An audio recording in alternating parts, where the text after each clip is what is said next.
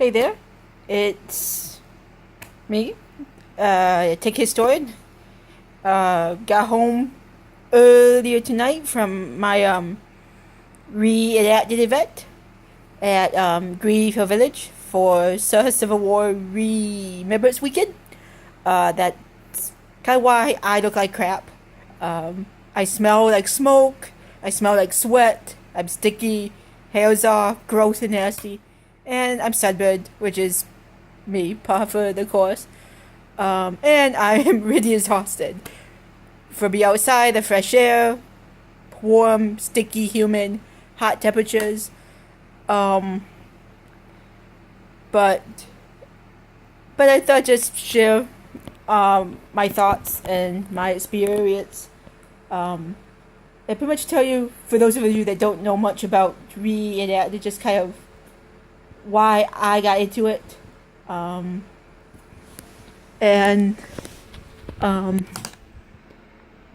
Yes. Hey, God. The Air Force theme.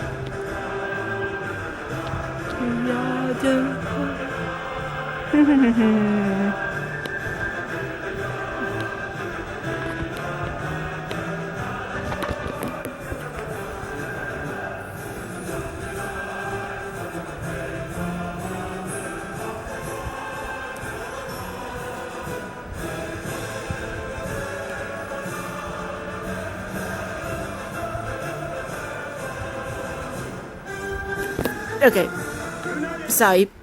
That was the Beyond the Wire Ladder, which is the Air Force song, and that to me is special because my dad's a Vietnam Air Force vet, so I love that song. But anyways, sorry about that. Back to my reenacted. Pretty much the question is, why do you reenact? I first fell in love with the hobby back when I was 12, and I went to event in Jackson, Michigan, and of course I'm a big history person. I'm a historian by trade, and I know my passion is the Civil War, and that was instilled in me, and at a very young age, I've been to almost all of the major battlefields of the Civil War. A lot of the small wars too. I've been to Fort Sumter and I've been to Appomattox. And I had the honor and privilege to actually reenact at Appomattox last spring for the 150th celebration of the surrender. And what's even cooler was that I did it 3 weeks coming off of knee surgery. So, because there was not a chance I was going to miss that. But anyways, as I said, I fell in love with the hobby when I was 12. And just over the years, like, that's what I wanted to do. I wanted to be a reenactor. I wanted to fight. I wanted to tell the story. But then, of course, school and college and first jobs and living out of state, and then unemployment kind of hindered that dream up until about 2 years ago. Actually 2 years ago, 3 years, because I've been working for 3 years, and I can actually afford to do the hobby, because it would run you a couple of thousand. But anyways, so yes, about 2 years ago, I was actually at the village as a visitor for Civil War weekend, over Memorial Weekend, which is what it is this weekend. It always is. And then I found this group who were actively recruited. Now, of course, there were other groups, the 21st Michigan, the 16th Michigan, all these other groups. But there was this kind of oddball group called the 4th Texas. And yes, I know you know what you are thinking. Yes, I'm a born and bred northerner, but yet I reenact the Confederate side because A, they needed people and would actually be like, hey, come join us. And two, it's a side of the war that kind of gets looked down upon because of all the social, economic, military, political culture of the South. And plus, for my niche, it actually works for me because what I portray is not as well known in the South as it is in the North. So, as I said, I found this group. I met them, went to a couple of events, saw what they did, and finally, about 2 years ago, I joined. And I have a tet, I have a dress. I absolutely love my dress, which is actually really, really funny because I hate dresses. I hate dressing up. I hate looking pretty. But when I put on that dress, I just transform. I'm no longer body 21st century from Michigan. I'm 18th century Samantha. And I just take on that role, take on the feelings, take on the emotions, take on just the ideas of that and the thoughts and how so with that said, my niche is I have always been interested in female soldiers, and so that's the story that I tell. That's my impression. That's what my dress represents. Unfortunately, because my group is, as much as I love them, I think it's annoying that I cannot fight. Take part in the military that I have to be in the CFI, which stands for Citizens for Independence.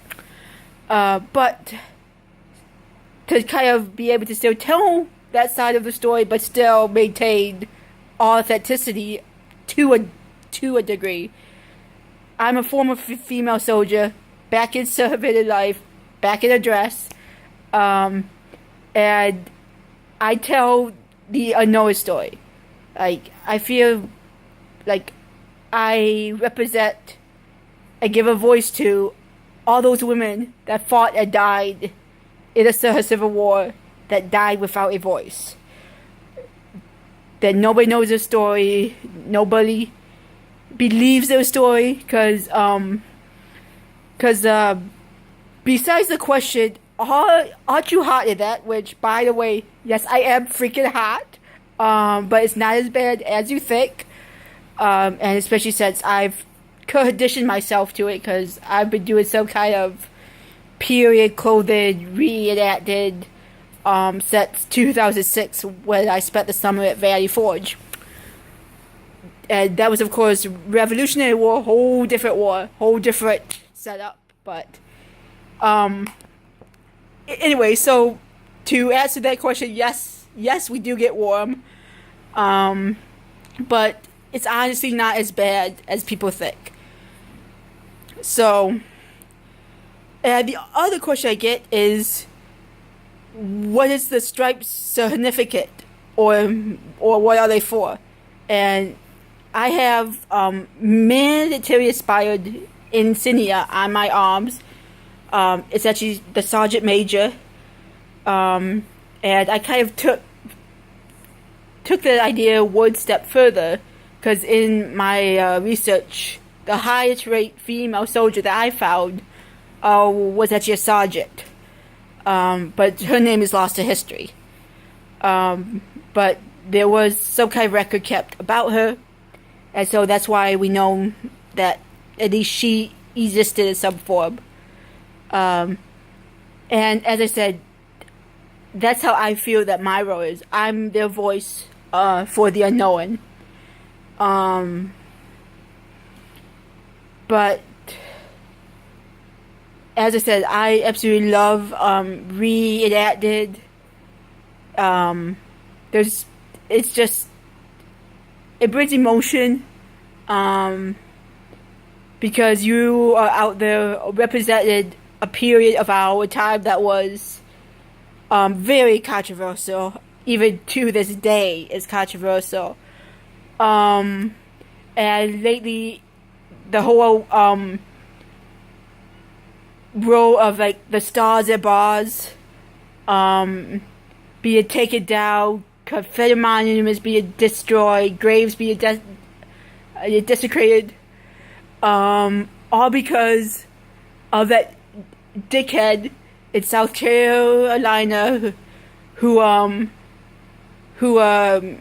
murdered innocent African Americans because of his beliefs, and all because there was a picture released of him holding a Confederate flag, which immediately brought the idea that the Confederate flag, you are racist if you support the Confederate flag, the stars and bars as we call it, which, by the way, that's not even the proper historically correct Confederate flag, by the way. The stars and bars is not the national flag. If you want to protest the Confederate flag, protest the first national Confederate flag, because that was the flag of the South. If you don't know what I'm talking about, Google it. Sorry. That's one thing that really gets on my nerves. And one of my pet peeves is when people completely twist history and get pissed about things that they really don't understand the whole story. And that's my job as a historian, to try to tell you, no, the stars and bars was a battle flag, not the governmental flag. And so, but completely off the record, as I said, the murderer that murdered all those people in that South Carolina church, I really think he should be shot and be put to death for his what he did. Now I know people out there would not agree with me, but there are cases where it is justified. But yeah, as you can see, I got a little bit political. I'm sorry, but I'm just defending my hobby, my history. As I said, I'm a born-bred northerner, born-bred Michigander, but I tell a story that people don't want to tell, or they just would rather forget that chapter in our history. And those who don't know history are doomed to repeat it. And I've said it 100 times before. I can see that happening. And people blow off history, blow off, the lessons of it, and think, it's not going to happen again. Well, I'm sorry, it will happen again. But my role as a historian, I want to change that. And one of the ways that I could do that is at least tell people the truth. Have real, hard, documented facts.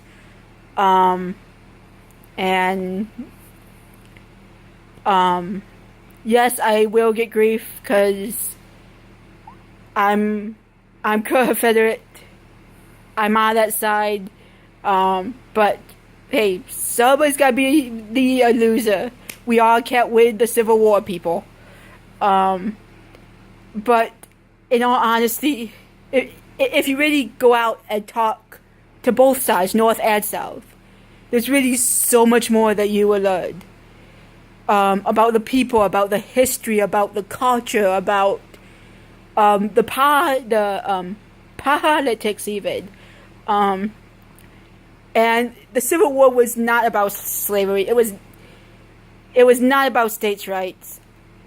It just goes so much deeper. Sorry. So, but it's fun. It's fun to debate. It's fun to argue about the things. But it's just, please talk to us. We know our stuff. Many people do it for fun. There are those of us like me, as I said, who are trade historians, but who are extremely passionate about what we do. And just please, if you know of a reenactment, go out and support us, both North and South. We want to talk to you. Okay. So,